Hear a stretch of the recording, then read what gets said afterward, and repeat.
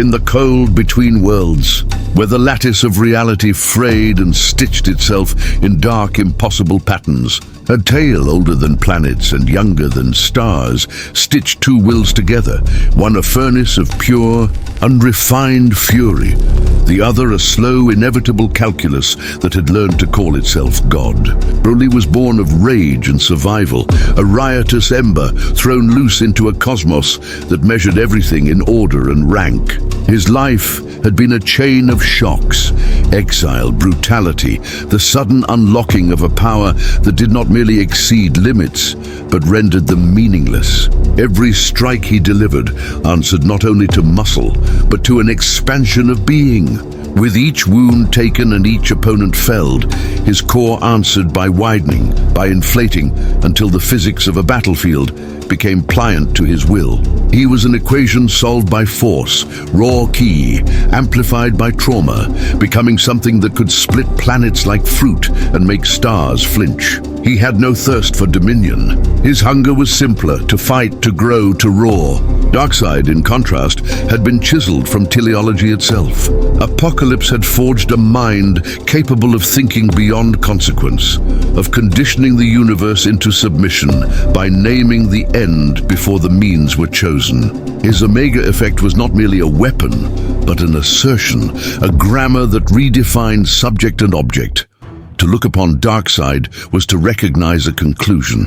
Where Broly expanded outward, Darkseid tightened the scenario until choice became an illusion. The histories they carried were different species of proof. Broly's record was a litany of physical transformations and confrontations, where power was recorded by the bodies he shattered and the tides of Kai he redirected. Darkseid's record read like jurisprudence. Empires folded, causality rearranged, lives ended in ways that argued for a single verdict: inevitability. Philosophically, their conflict stood as a study in metaphysics versus metaphors. Broly incarnated force as becoming. He proved through violence that existence was plastic, that limits dissolved when confronted with sufficient will. Darkseid represented force as finality. He taught that existence could be coerced into a single rational state by the imposition of meaning.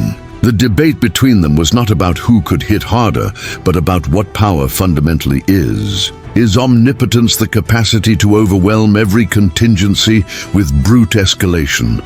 Or is it the capacity to render escalation irrelevant by altering the substrate of contingency itself? Broly's saga suggested the first. Darkseid's existence insisted upon the second.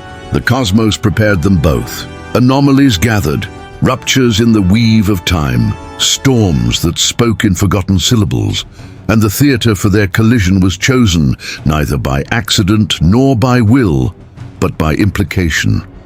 A plane where the rules were thin enough for Broly's escalation to test the edges and dense enough for Darkseid's conceptual force to exert its jurisdiction. Broly arrived as a tempest in muscle, a green aurora tearing gravity into pleats, his presence an argument that brutality could answer any metaphysical question.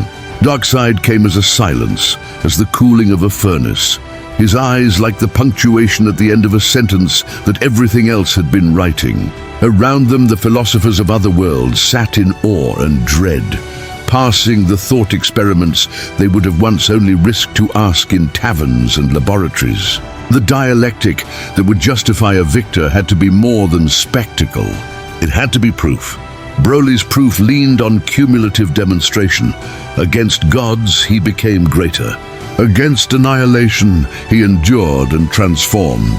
Darkseid's proof lived in ontological manipulation. Universes could be struck from the ledger with a glance, narratives rewritten, potentialities excised. The stage was set not only by size and ferocity, but by the conceptual stakes. If Broly could grow beyond measure, could he grow beyond the meaning Darkseid imposed? If Darkseid could define the end of things, could he define an end to the kind of becoming Broly embodied? In the hush before battle, these questions were not academic. They were the scaffolding upon which every blow and beam would hang. Broly struck first. The arena, a lattice of collapsing realities, became subject to his geometry. Shockwaves tore through the bedrock of dimensions. Gravity inverted encounters to his momentum. When he roared, entire constellations flickered as if startled awake. His form in that moment was pure ascent, muscle braided to light, ki pouring in tides like a birthright unleashed. He moved with the logic of biological escalation. If challenged, ascend. If broken, mend and become more. Darkseid answered, as if he had been waiting for that very logic to unfold. He did not match growth with growth. He activated the Omega Effect and issued decrees to the arena, to time, to identity, to the meaning of self in Broly's own body. The Omega beams did not merely aim for flesh. They sought essence. They pinched at the seams of identity, at the kernel that made Broly Broly, the rage, the survival imperative, the feedback loop between pain and power.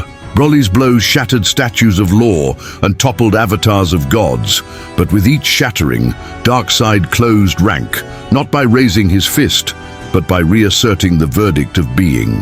There were moments where Broly's brute force cracked a projection of Darkseid, where the avatars screamed and fell.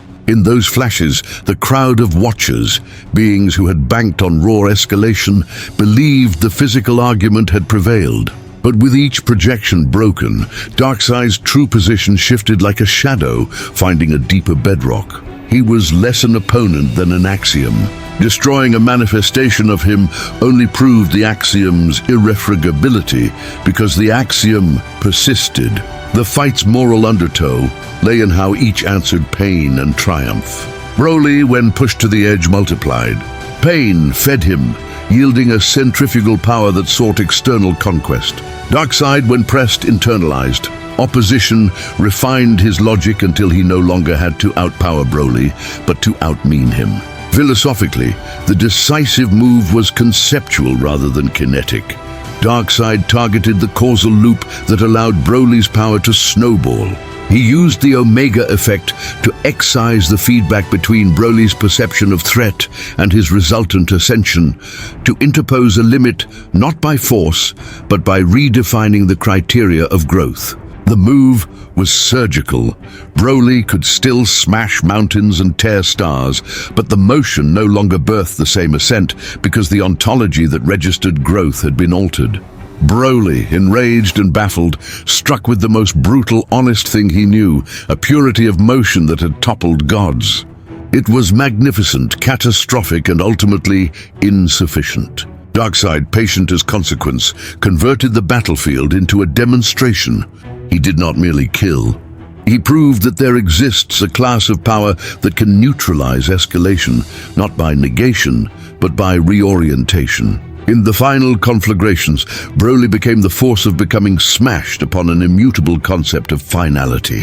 When Darkseid bent the Omega to its last calculus, he did not only erase, he codified, turning Broly's story into a closed clause. Broly's last roar met not an equal blow, but the cessation of the loop that had fed it. He was not annihilated in the crude sense, but rendered incapable of the recursive metamorphosis that had been his essence. Darkseid's victory was therefore absolute in reasoning as much as in result. The world had witnessed not only a brute force defeated, but an argument adjudicated. The cosmos learned that unbounded growth, however titanic, can be met and finally contained by a metaphysical authority that reorganizes meaning itself. In that cold, terrible aftermath, with the green aurora dimming like embers swallowed by shadow, Darkseid stood as both executor and juror. His win less a score and more a verdict. Inevitability, once written, is very hard to unwrite.